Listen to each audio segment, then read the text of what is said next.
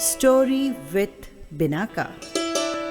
सुनिए कहानी बिनाका की जुबानी। तो लीजिए, हाजिर है तीर्थंकर चरित्र श्रृंखला में 22वें तीर्थंकर भगवान अरिष्ट नेमि।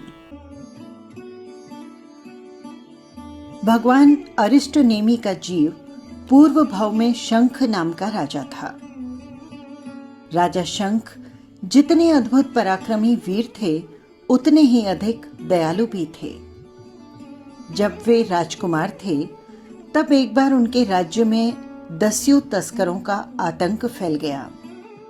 निरपराध पथिकों को लूटना और उनकी निर्मम हत्या करना, ये सब इन तस्करों का धंधा था। राज्य की प्रजा ने राजा श्रीशेष के पास रक्षा की पुकार की, तो राजा ने उन दस्यु तस्करों को पकड़ने के लिए सेना को सज्ज होने का आदेश दिया। तब राजकुमार शंख ने स्वयं दस्युओं को पकड़कर आतंक समाप्त करने की जिम्मेदारी ली और अपनी कुशल रणनीति और पराक्रम से खून खराबा किए बिना ही लुटेरे पल्लीपति को पकड़कर पिता के सम्मुख बंदी बनाकर ले आए। मार्ग में ही उन्हें एक विद्याधर से भी युद्ध करना पड़ा। वो विद्याधर यशोमती नाम की किसी सुंदरी कन्या का अपहरण करके ले जा रहा था। सुंदरी की करुण पुकार पर शंख कुमार ने विद्याधर से युद्ध करके यशोमती को मुक्त करवाया। यशोमती के मन में कुमार के प्रति सहज अनुराग जाग उठा। शंख कुमार ने भी यशोमती को देखा तो उनका मन भी स्नेह सिक्त हो गया और यशोमती का शंख कुमार के साथ पाणी ग्रहण हो गया। एक बार शंख राजा ने एक ज्ञानी मुनि से पूछा, गुरुदेव, यशोमती के प्रति मेरे मन में इतना अनुराग क्यों है कि मैं चाह कर भी उसे त्याग कर मुनि दीक्षा नहीं ले पा रहा हूं। ज्ञानी संत ने बताया, वत्स, पिछले 6 जन्मों से तुम परस्पर पति पत्नी के रूप में जन्म लेते रहे हो। ये तुम्हारा 7वां भाव है। इस प्रगाढ़ प्रेम के संबंध के कारण ही यशोमती तुम्हें देखते ही अनुरक्त हो गई थी। राजा ने पूछा, गुरुदेव, ये प्रगाढ़ बंधन कब टूटेगा? ज्ञानी मुनि ने उत्तर दिया, इसके 1 जन्म के बाद 9वें जन्म में तुम नेमिनाथ के रूप में और ये राजीमती के रूप में जन्म लेंगी। उसी भाव में 9 जन्मों की पुरानी प्रीति तोड़कर तुम 22वें तीर्थंकर नेमिनाथ बनोगे। राजीमती भी तुम्हारा अनुगमन करके दीक्षा लेंगी और मोक्ष को प्राप्त करेंगी। अपने विषय में ये सब कुछ जानकर शंख राजा का मन विरक्त हो गया। पुत्र को राज्य सौंपकर उन्होंने दीक्षा ले ली और अरिहंत सिद्ध साधु आदि की उत्कृष्ट भक्ति करते हुए तीर्थंकर नाम कर्म का उपार्जन किया। अरिष्ट नेमि के रूप में उनका जन्म। महाराजा शंख का जीव अपराजित विमान में अहमिद्र का आयुष्य पूर्ण कर हरिवंश के प्रतापी राजा सौरिपुर नरेश महाराजा समुद्र विजय की रानी शिवा देवी के गर्भ में आया। 14 महाशुभ स्वप्न की सूचना से सभी ने ये जान लिया कि हरिवंश में भावी धर्म चक्रवर्ती तीर्थंकर का जन्म होने वाला है। श्रावण शुक्ल पंचमी को शिवा देवी ने भाग्यशाली पुत्र को जन्म दिया। शाश्वत नियमानुसार तीर्थंकर का जन्म होने पर 56 दिग्ग कुमारियां आई सूतिका कर्म आदि करके भगवान का जन्म उत्सव मनाया। 12वें दिन जन्मोत्सव के निमित्त प्रतिभोज करके महाराज समुद्र विजय जी ने बताया, गर्भ काल में माता ने अरिष्ट रत्नमय चक्र नेमि यानी रत्नों के चक्र का दर्शन किया, इसीलिए बालक का नाम अरिष्ट नेमि रखा जाता है। उन्हीं के युग में हरिवंश में प्रसिद्ध सत्यवादी राजा वसु हुआ। युगों बाद इसी हरिवंश में सौरी नाम के प्रतापी राजा हुए, जिन्होंने सौरीपुर नगर बसाया। पूर्व जन्म की तपस्या के प्रभाव से वसुदेव जी का व्यक्तित्व भी बड़ा सम्मोहक था। वसुदेव जी की बड़ी रानी रोहिणी के पुत्र बलराम और छोटी रानी देवकी के पुत्र थे वसुदेव श्री कृष्ण, जो क्रमशः 9वें बलदेव और 9वें वासुदेव हुए। एक बार कुमार अरिष्टनेमी यादव कुमारों के साथ घूमते हुए वासुदेव श्री कृष्ण की आयुधशाला में पहुंच गए। वहां पर वासुदेव का सुदर्शन चक्र, शार्दंग, धनुष और 5 जन्य शंख रखा हुआ था। कुमार अरिष्टनेमी के मन में कौतूहल उठा। उन्होंने 5 जन्य शंख उठाकर बजा दिया। यद्यपि कुमार अरिष्टनेमी ने शंख को धीमे से बजाया, फिर भी उससे जो ध्वनि विस्फोट हुआ वो इतना प्रचंड था कि नगर के भव्य भवनों की दीवारें भी थर्राने लगी और पर्वतमालाएं प्रतिध्वनि से गूंजने लगी। अचानक इस आवाज को सुनकर वसुदेव श्री कृष्ण दौड़कर आयुधशाला में आए और अपने लघु बंधु कुमार अरिष्टनेमी को बड़ी सहजता के साथ वासुदेव के दिव्य आयुधों के साथ क्रीड़ा करते देखकर स्तब्ध रह गए। वासुदेव ने पूछा, प्रिय भ्रात, क्या ये 5 जन्य शंख भी आप ही ने बजाया? अरिष्टनेमी ने सहजता पूर्वक कहा, हाँ भैया, इसे देखकर बजाने का मन हो गया। श्री कृष्ण एक ओर अपने भाई के अद्वितीय बल पराक्रम से प्रसन्न थे, तो दूसरी ओर अत्यंत आश्चर्यचकित भी थे, क्योंकि उनकी ये धारणा थी कि संसार में उनके समान दूसरा और कोई योद्धा पराक्रमी नहीं है जो कि उनके दिव्य शस्त्रों को छू सके। अतः अरिष्टनेमी के बल की पुनः परीक्षा लेने के लिए उन्होंने कहा, कुमार, चलो व्यायामशाला में आओ। आज परीक्षा करेंगे कौन अधिक बलवान और पराक्रमी है। अरिष्टनेमी ने मुस्कुराकर कहा, भैया, जैसी आपकी इच्छा। श्री कृष्ण ने अपनी विशाल दाहिनी भुजा फैलाकर कहा, कुमार, देखें क्या आप इसे झुका सकते हैं? कुमार अरिष्टनेमी ने कहा, हाँ, और सहज ही झूम कर उसे एकदम झुका दिया। फिर अरिष्टनेमी ने अपनी भुजा फैलाई और श्री कृष्ण उस पर झूमने लगे। वासुदेव श्री कृष्ण ने दोनों हाथों से पूरा बल लगाकर उसे झुकाने की चेष्टा की, परंतु नेमी कुमार का प्रचंड भुजदंडक झुक नहीं सका।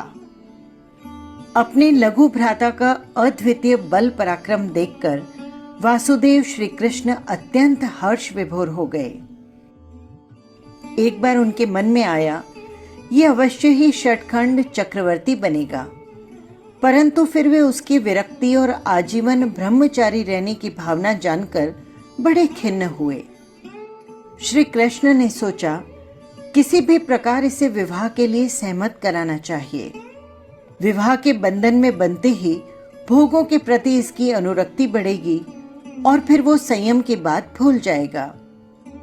श्री कृष्ण की इस योजना को सफल बनाने की जिम्मेदारी ली सत्यभामा और बाकी रानियों ने। एक दिन बसंत ऋतु में रानियों ने मिलकर अपने प्यारे देवर नेम कुमार को फाक खेलने के लिए बगीचे में बुलाया। वहां हंसी मजाक के साथ सरोवर में जल क्रीड़ा करते हुए भाभियों ने देवरानी लाने के लिए नेम कुमार को मजबूर कर दिया। माता पिता, भाई श्री कृष्ण सभी का अत्यधिक आग्रह देखकर नेम कुमार विवाह के लिए मौन रहे। तब श्री कृष्ण ने उनके लिए परम सुंदरी राजकन्या की खोज चालू की।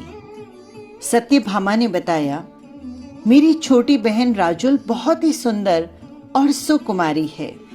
उसके साथ अपने नेम कुमार की जोड़ी बहुत अच्छी सजेगी। श्री कृष्ण ने राजा उग्रसेन से नेमी कुमार के लिए राजुल का हाथ मांगा और शुभ मुहूर्त पर यादवों की विशाल बारात प्रस्तुत हुई। नगर के समीप पहुंचने पर वर रूप में सजे गजारूढ़ नेमी कुमार के कानों में पशुओं का क्रंदन सुनाई पड़ा। उन्होंने अपने गजवाहक सारथी से पूछा, सारथी, विवाह के शुभ मंगल प्रसंग पर ये करुण क्रंदन किसका है? तब तक हाथी आगे पहुंच चुका था। नेमी कुमार ने देखा, एक बड़े बाड़े में अनेक जाति के मूक पशु बंद हैं और वे तरह तरह की चित्कारें और क्रंदन करके वहां से मुक्त होने के लिए छटपटा रहे हैं। सारथी ने बताया, कुमार, बारात में आए मेहमानों के भोजन के लिए इन पशुओं का वध किया जाएगा। मृत्यु को अपने सामने नाचता देखकर ये भय से करुण क्रंदन कर रहे हैं। नेमी कुमार का दयालु हृदय द्रवित हो उठा। मेरे कारण इतने निरीह जीवों की हत्या, पंचेंद्रिय प्राणियों का वध? नहीं नहीं, ये मेरे लिए श्रेयस्कर नहीं है। उन्होंने तुरंत सारथी को निर्णायक आदेश दिया, सारथी रुको और इन बाड़ों में बंद सभी पशुओं को मुक्त कर दो। चकित हुआ सारथी कुमार की तरफ देखता रहा। तब कुमार ने कहा, मेरा आदेश है, जाओ और पशुओं को बंधन से मुक्त करो। सारथी ने जैसे ही बाड़े का द्वार खोला, फुदकते उछलते पशु हर्ष प्रकट करते हुए बाहर निकलकर भागे। मृत्यु के मुंह में जाते जाते उन्हें जीवन दान मिल गया। नेमी कुमार ने अपना बहुमूल्य कंठहार और कुंडल सारथी को पुरस्कार स्वरूप दिए और कहा, सारथी, अब हाथी को वापस अपने महल में ले चलो, मुझे ये विवाह नहीं करना है। कुमार को तोरण द्वार से वापस लौटते देखकर महाराज समुद्र विजय, वासुदेव, श्री कृष्ण आदि ने समझाने और रोकने की बहुत चेष्टा की, परंतु महापुरुष कभी अपने निर्णय से नहीं डिगते। अडिग निष्ठावान नेमी कुमार ने उत्तर दिया, अम्बतात, जिस प्रकार ये पशु पक्षी बंधनों में बंधे हुए तड़प रहे थे और बंधन मुक्त होते ही प्रसन्न होकर उड़ान भरने लगे, उसी प्रकार आप और हम सभी प्रगाढ़ कर्म बंधन से बंधे हुए हैं। मैं इन बंधनों में बंदी हूं, सुख बंधन में नहीं मुक्ति में है। अतः अब मुक्त होने के लिए मैं संयम ग्रहण करना चाहता हूं, आप लोग मुझे रोकिए नहीं। और इस प्रकार कहते हुए कुमार वर यात्रा से लौटकर सीधे अपने आवास की ओर चल दिए। उधर दुल्हन के रूप में सजी प्रियतम के दर्शनों की प्यासी राजीमती ने जैसे ही सुना कि कुमार अरिष्ट नेमी बारात से वापस लौट गए और वे अब कभी नहीं आएंगे, तो वो फूट फूट कर रोने लगी, भाग्य को कोसने लगी, बार बार मूर्छित होती और जागती तब विलाप करती। 1 वर्ष तक वर्षिदान देकर श्रावण शुक्ला षष्ठी के दिन अरिष्ट नेमी द्वारका नगरी से निकलकर उज्जयंत पर्वत की तरफ बढ़े और वहां सहस्त्राम वन उद्यान में अशोक वृक्ष के नीचे सब वस्त्र आभूषणों को त्याग कर पंचमुष्टि लोच करके वे पूर्व त्यागी अणगार बन गए। वासुदेव श्री कृष्ण अपने लघु भ्राता कुमार को प्रवचित होते देखकर गदगद हो गए। रुंधे कंठ से वे निकट आकर आशीर्वाद के स्वर में बोले, हे दमीश्वर, आपने हम सबको छोड़ दिया, अपने शरीर के वस्त्र, आभूषण और केशों का भी त्याग कर दिया। अब आप शांति, तप और मुक्ति के मार्ग पर बढ़ते हुए अपने इच्छित कार्य को सिद्ध करें। दीक्षा ग्रहण के 54 दिन के पश्चात उसी उज्जयंत शैल शिखर पर बेतस वृक्ष के नीचे ध्यान मग्न हुए अरिष्ट नेमी को कैवल्य ज्ञान प्राप्त हुआ। देवों ने समवसरण की रचना की, प्रभु की प्रथम देशना हुई और 4 तीर्थ की स्थापना कर वे 22वें तीर्थंकर नेमी नाथ बने। अरिष्ट नेमी के साथ राजीमती का पूर्व 9 भवों का प्रगाढ़ प्रेम था। इस प्रेम स्नेहानुराग के कारण वो 1 वर्ष तक उनके वियोग में पानी के बिना मछली की भांति तड़पती रही। अरिष्ट नेमी के छोटे भाई रथ नेम कुमार ने राजीमती को अपने प्रणय पाश में फंसाने के अनेक प्रयत्न किए, परंतु राजीमती के जीवन में तो अरिष्ट नेमी बस चुके थे। वो उनके सिवाय किसी का भी नाम नहीं सुनना चाहती थी। 1 वर्ष के पश्चात राजीमती ने सुना, मेरे प्रियतम अरिष्ट नेमी दीक्षित होकर कठोर तप करते हुए त्रिलोकीनाथ तीर्थंकर बन गए हैं। तब राजीमती यानी राजुल ने भी प्रभु पद का अनुसरण किया और अनेक राज्य कन्याओं के साथ श्वेत वस्त्र धारण कर रैवतगिरी पर्वत की तरफ चल पड़ी। प्रभु अरिष्ट नेमी से संयम व्रत ग्रहण किया और तप ध्यान साधना कर अंत में भव मुक्त हुई। भगवान अरिष्ट नेमी का आषाढ़ शुक्ला अष्टमी को उज्जैंत पर्वत पर 1 मास के अनशन के साथ ही मोक्ष हुआ। ये था 22वें तीर्थंकर का चरित्र। 23वें तीर्थंकर चरित्र के साथ फिर मिलेंगे। जय जिनेंद्र।